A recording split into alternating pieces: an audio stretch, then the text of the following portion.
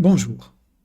Alors que 2023 est une année qui va compter pas moins de 13 élections cruciales dans de nombreux pays et sur tous les continents, il est étonnant de voir que la Turquie monopolise l'attention des médias, des analystes, des politiciens. Depuis des mois, voire des années, la couverture médiatique des élections turques est si intense et si souvent partisane que vient automatiquement la question: pourquoi? Pourquoi traiter cet événement avec cette disproportion de couverture? Mais aussi, pourquoi traiter cet événement avec ce biais qui semble chercher à influencer son résultat? Et c'est justement quand on sent une volonté d'influencer que se justifie et que commence le travail du désinfluenceur.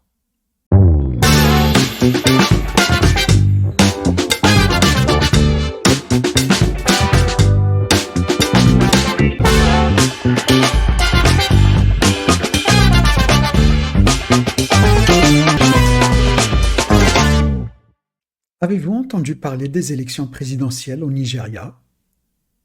Pourtant, c'était en début d'année, le 25 février précisément. Avez-vous entendu parler des élections législatives en Finlande? C'était le 2 avril dernier, non? Peut-être alors avez-vous entendu parler des législatives en Thaïlande? Elles vont avoir lieu le 14 mai. Mais bon, il y a eu déjà une partie anticipée le 7. Mais vous n'avez pas entendu parler non plus. Le 25 juin, il va y avoir des élections présidentielles au Guatemala. Le 13 septembre, ce sera le tour de Singapour. Le 12 octobre, des législatives au Pakistan. Ah oui, et des présidentielles en Argentine, en République démocratique du Congo, au Bangladesh, des législatives en Nouvelle-Zélande. Vous le saviez, ça? Bon, disons que, mis à part le cas de la Finlande, tout cela sont des pays qui sont loin de nous. Mais dites-moi, comment avez-vous trouvé la couverture médiatique des prochaines élections législatives en Pologne et les 3 élections à la même année en Espagne? Il s'agit quand même de pays voisins et de 2 membres de l'Union européenne, de l'OTAN, etc.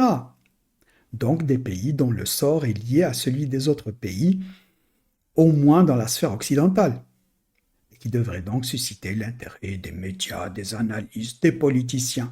Mais bon, pas plus. Quelques articles par-ci par-là. Rien de plus. Je dis ça parce que, en comparaison, concernant la Turquie, on a ça.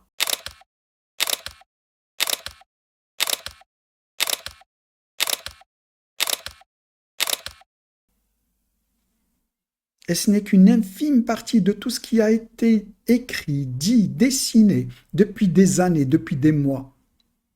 Mais il y a à chaque fois une intensification, à chaque fois qu'on arrive à une échéance électorale turque. Le souci, ce n'est pas qu'on en parle, mais il est dans la manière partisane d'en parler. Je dirais qu'il n'est même pas dans cette façon partisane d'en parler, mais plutôt dans la façon biaisée et parfois mensongère de traiter l'information pour influencer le résultat des élections. Et par-dessus tout le reste, la personnalisation des attaques, et qui, une fois le réservoir de mensonges épuisé, passe à l'injure et à l'insulte directe. Le but de cette vidéo est double. 1, c'est d'attirer votre attention sur les enjeux en vitrine et les enjeux réels. Et 2, c'est de mettre en garde contre des scénarios que je crains et qui deviennent de plus en plus plausibles au fur et à mesure que les nouvelles arrivent. Concernant le premier point, si je m'attelais à chaque détail, je ferais 3 vidéos de 4 heures chacune. Je ne les ferai pas. Je vous en fais grâce. Donc je vais diviser ça en 3 grands axes. Ils ont un axe de politique intérieure, un deuxième de politique régionale et un autre d'envergure internationale, avec des exemples d'illustration à chaque fois. Concernant le premier point, Erdogan est un dictateur, la voie de la facilité. Aux législatives qui auront lieu demain, 14 partis se présentent. Ils font leur pub, ils font leur campagne, leur meeting normalement. L'État leur accorde un financement proportionnel à leur représentativité, tout comme en France. Bref, toutes les sensibilités de l'extrême droite jusqu'à l'extrême gauche sont représentées. Ils peuvent s'exprimer. La Turquie a 51 partis politiques. États-Unis, 2. On dirait un score humiliant de basket. Il n'y a pas d'autres sensibilités aux États-Unis? La presse est oppressée en Turquie. Quiconque connaît un tant soit peu la Turquie sait que la majorité de la presse est entre les mains de l'opposition, des oppositions. Ils ont eu 100 ans pour construire ce socle. Et le moins que l'on puisse dire, c'est que cette presse n'est pas tendre avec le président. Assez régulièrement, eux aussi basculent dans l'insulte. Que fait le dictateur dans ce cas-là? Comme tous les dictateurs du monde, il dépose une plainte et attend une décision du juge, comme tous les autres citoyens. Des fois, le journaliste en question est condamné et des fois, il est relaxé. Pourtant, il paraît que la justice est aussi à la botte du président. Mais bizarrement, des gens sont accusés, même des fois impliqués dans des affaires de terrorisme, peuvent être relaxés, comme cet ancien maire de Diyarbakir. Le droit des femmes. Savez-vous dans quel pays il existe une pension pour les femmes divorcées que l'ex-époux doit verser à vie ou au moins jusqu'à ce qu'elle se remarie? Cette pension est à séparer de la pension pour les enfants. Hein. Savez-vous comment plus de 2 millions d'hommes se sont retrouvés à la rue du jour au lendemain en Turquie? De par la loi 6284, dont de plus en plus de gens comme Tuğçe Kazaz, ancienne Miss Turquie et aujourd'hui mannequin et présentatrice télé, demandent l'abrogation. Ils la trouvent trop disproportionnée. Dans la mesure où il suffit d'une allégation de violence conjugale, le mari est immédiatement sorti de son foyer avec interdiction d'y retourner. Savez-vous quand la Turquie a commencé à appliquer le slogan de McDonald's «Venez comme vous êtes»? Sous la dictature d'Erdogan. Avant, quand la Turquie vivait sous la démocratie combinée des généraux et du CHP, les hommes étaient sommés de se débarrasser de leurs vêtements traditionnels depuis Mustafa Kemal et d'adopter le costume occidental. Il paraît que c'était pour moderniser le pays. La relation entre les deux, c'est genre je me vois mieux depuis que j'ai changé de dentifrice. Pareil pour les femmes qui avaient choisi de porter le voile. Elles n'avaient pas le droit aux études universitaires, au travail, ni même simplement à la visibilité. D'ailleurs, c'est cette très démocrate dame qui attend avec impatience leur retour au pouvoir. La phrase qui accompagne son agression, c'est Erdogan t'a donné trop de visibilité. Édifiant, hein? Il paraît aussi que les minorités sont persécutées.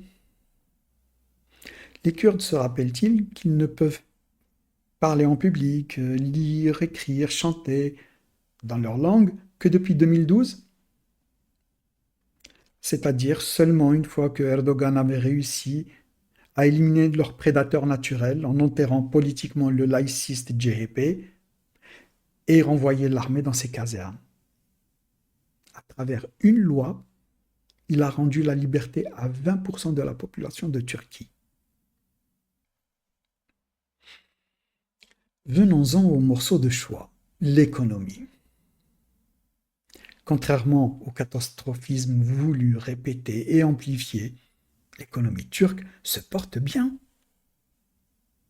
À l'arrivée de l'AKP au pouvoir, le PIB par habitant était de 3 500 $.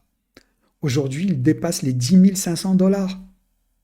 En fin 2022, la dette publique turque équivalait à 31,7% du PIB, À la même date, la France était à 111,6%, le Japon à 250% de son PIB, sachant que seulement un tiers de cette dette est une dette publique.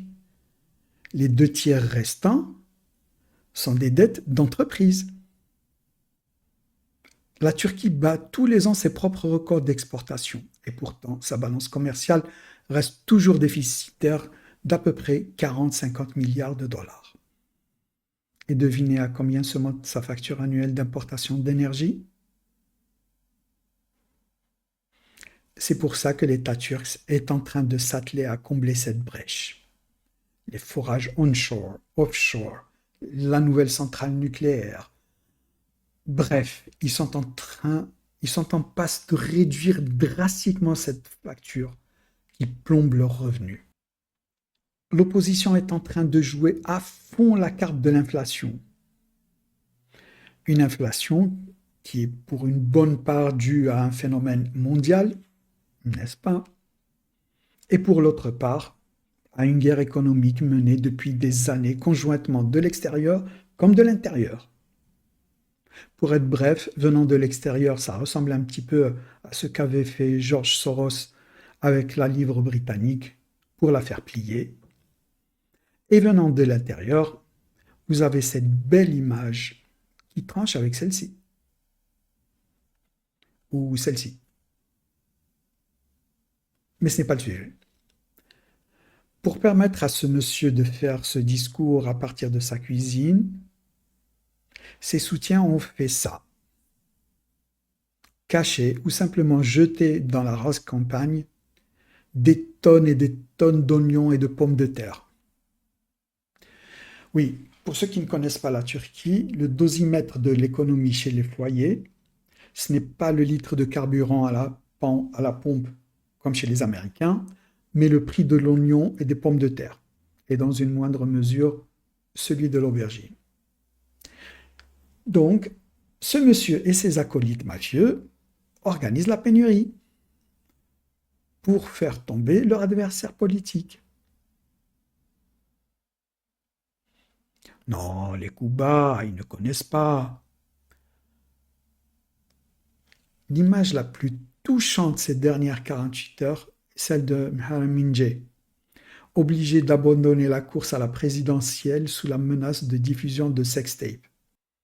Muharrem İnce sort des rangs du CHP, et ni lui ni son avocat n'ont hésité à pointer du doigt directement Fethullah Gülen, le HDP et le CHP.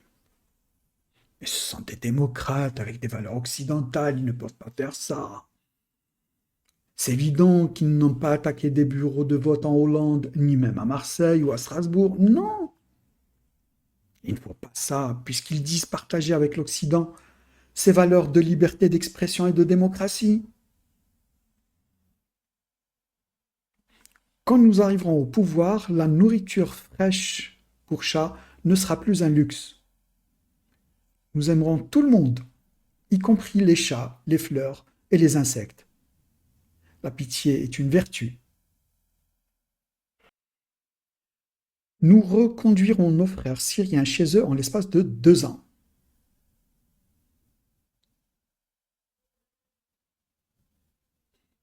Oui, les réfugiés syriens sont devenus un enjeu de la campagne de la part d'une opposition qui n'a rien à présenter pour être crédible aux yeux des électeurs.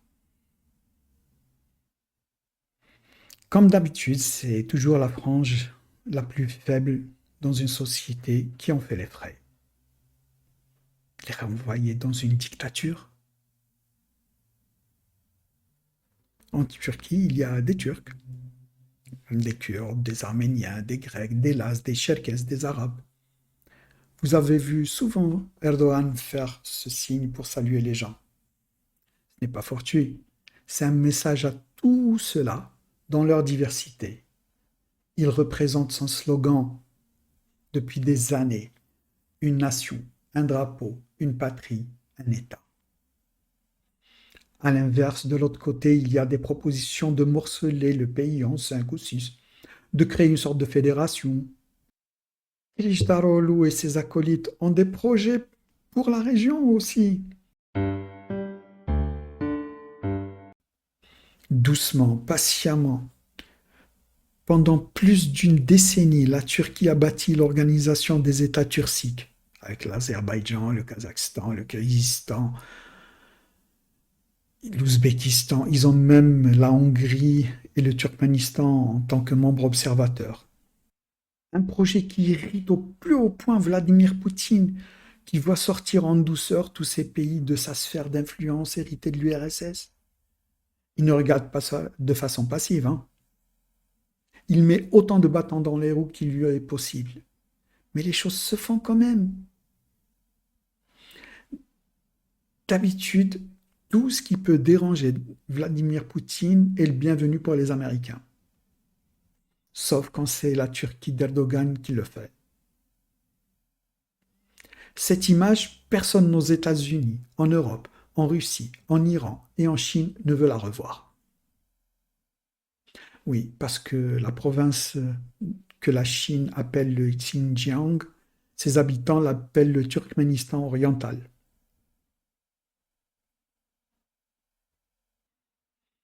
Il y a quelques jours, Kılıçdaroğlu est apparu dans encore une de ses vidéos pour nous parler du projet de sa vie, s'il est élu. Une ligne ferroviaire qui lierait l'Orient à l'Occident et redonnait vie ainsi à la route de la soie. Le ministre des Transports turc a tout de suite posté un tweet pour lui dire « Bonjour, monsieur Kemal. Le projet existe et est déjà opérationnel depuis 2 ans. » Sur le moment, tout le monde l'a pris pour le dernier des crétins qui se présente aux élections présidentielles sans savoir ce qui se passe sur son propre sol. Sauf qu'il fallait regarder d'un peu plus près la carte qu'il avait en main. Le projet actuel passe par l'Azerbaïdjan et par conséquent consolide cette option d'union économique entre les pays turciques. Alors que le projet de Kılıçdaroğlu fait passer la ligne ferroviaire par l'Iran. J'y reviendrai probablement dans une autre vidéo, mais dans sa bataille pour la suprématie dans le monde musulman et dans la région, et contrairement à ce qu'elle affirme, le véritable adversaire de l'Iran n'est pas l'Arabie saoudite, mais la Turquie. Dans une autre vidéo qui a fait couler beaucoup d'encre en Occident, Kılıçdaroğlu, comme ça, de but en blanc, fait un coming out. Je suis Alevi.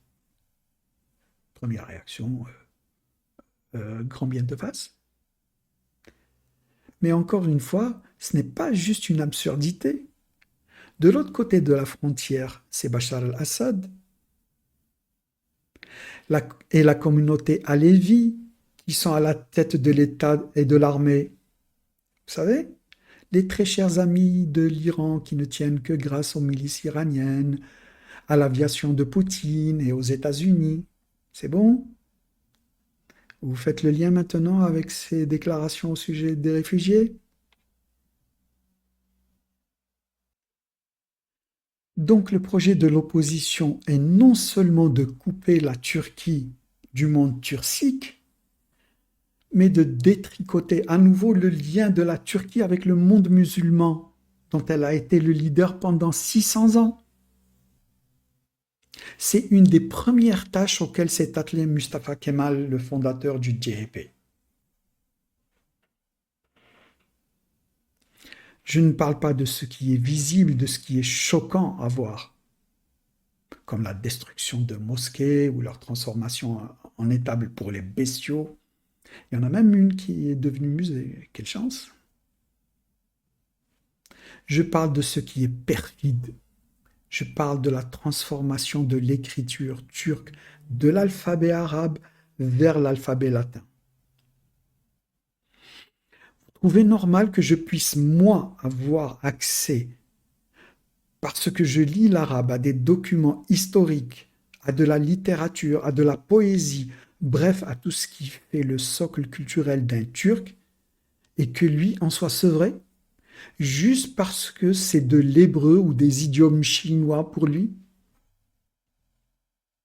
Et là, je passe sur tout ce qui est le bourrage de crâne dans les manuels scolaires turcs, comme quoi les Arabes les ont trahis, etc. Pour que la scission soit nette et durable, les mêmes bêtises sont enseignées dans les pays arabes. Est-ce que je veux parler des projets des deux parties sur le plan international? Non, parce que ça me fatigue à l'avance. Mais je vais le faire quand même parce que je le dois.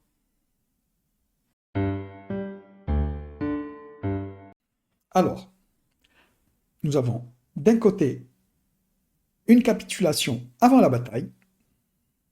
Kılıçdaroğlu, dans une interview à une chaîne allemande ces tout derniers jours, dit que s'il gagne, la Turquie se conformera à toute la législation européenne avant même de réouvrir les négociations de la candidature de la Turquie à l'UE. C'est beau, hein? C'est-à-dire, je me mets dès à présent à plat ventre et je ne garde aucun levier de négociation face à l'UE. On voit tout de suite le grand leader. Peut-être parce qu'il avait promis quelques jours avant aux jeunes Turcs que s'il était élu, ils n'auront plus à demander de visa dans les pays de l'UE en l'espace de 3 mois. Ce que l'UE a démenti. Parce que celle-ci, au contraire, veut garder tous les leviers possibles face à la Turquie.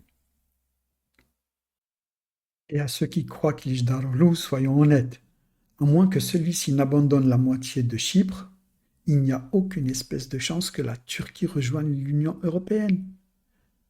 L'Autriche, et elle n'est pas la seule, est entrée dans l'Union européenne en 2 ans. La Turquie attend depuis 35 ans.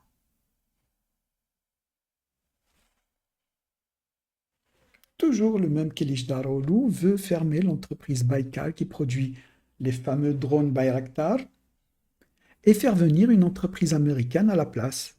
Le patron de Baykar affirme que celle-ci est en lien direct avec la CIA.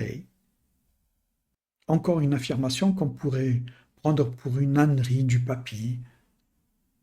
En vérité, il donne des gages concrets aux États-Unis et aux Occidentaux en général, qui ne veulent pas que la Turquie vienne les concurrencer aussi durement sur le marché de l'armement. Le Japon vient de passer une commande de drones turcs. C'est, me semble-t-il, le 24e pays à qui c'est accordé. Les autres sont encore sur liste d'attente. Dans cette lettre, il est allé se plaindre aux chancelleries européennes et occidentales pour qu'ils arrêtent un projet de développement dans son pays, le canal Istanbul. Vous imaginez? Je crois que c'est David Hurst qui résume le mieux ce qu'il adviendra de la Turquie en cas de victoire de Kemal Kılıçdaroğlu. Il titre dans le Middle East Eye « Élection en Turquie. Kılıçdaroğlu renoncerait-il à l'indépendance d'Ankara ?» L'envie du chef de l'opposition de plaire aux États-Unis, à l'UE et à l'OTAN n'augure rien de bon pour la région. Fin de citation. Ça tranche avec l'indépendance du discours et des actes dont le monde a pris l'habitude avec Erdogan. Toute sa politique pour mettre fin à la tutelle occidentale sur son pays, tout en aidant d'autres pays à s'en sortir. Cet homme qui a trouvé un pays exsangue et un peuple miséreux après 80 ans de gouvernance du JP, des militaires et des mafieux. Il en a fait un pays du G20 et il dit que son objectif est d'en faire une des 10 plus grandes puissances économiques du monde. Évidemment, ça ne convient pas à tous ceux qui sont dans ce classement. Et ils feront tout pour que ça n'arrive pas. De leur part, c'est légitime. Mais ce qui est stupéfiant, ce sont ceux qui poursuivent les mêmes buts de l'intérieur même du pays. Cet homme veut tout réformer jusqu'aux institutions internationales qu'il veut rendre plus justes et plus équitables. À commencer par l'ONU et son Conseil de sécurité. C'est pour ça qu'il a cette formule qu'il répète, le monde est plus grand que 5. Et comme vous le voyez, c'est loin de plaire. Mais ça impose du respect. Maintenant, c'est aux Turcs de faire leur choix. Cet homme qui les a gouvernés plaisait beaucoup en Occident. Et celui-ci est respecté.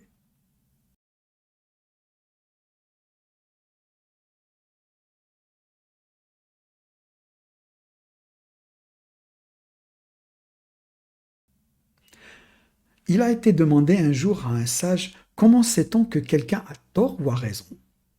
Il a répondu « Si vous voulez savoir si quelqu'un est dans le vrai, suivez la trajectoire des flèches de l'ennemi. »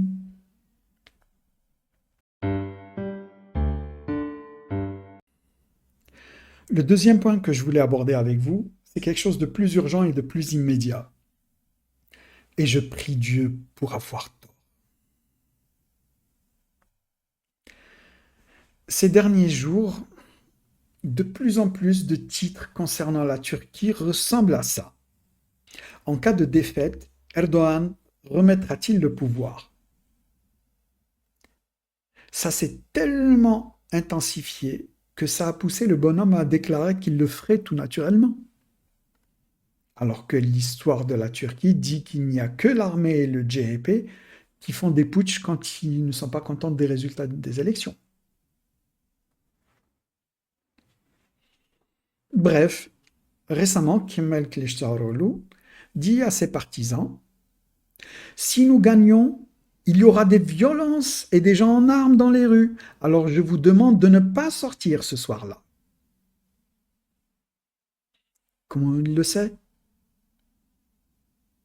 Peut-être qu'il a vu ce monsieur. Oups. C'est un député du parti de Kemal Kılıçdaroğlu qui s'est attaqué avec d'autres membres de son parti à des stands dans la rue de la ville de Gaziantep, des stands de l'AKP.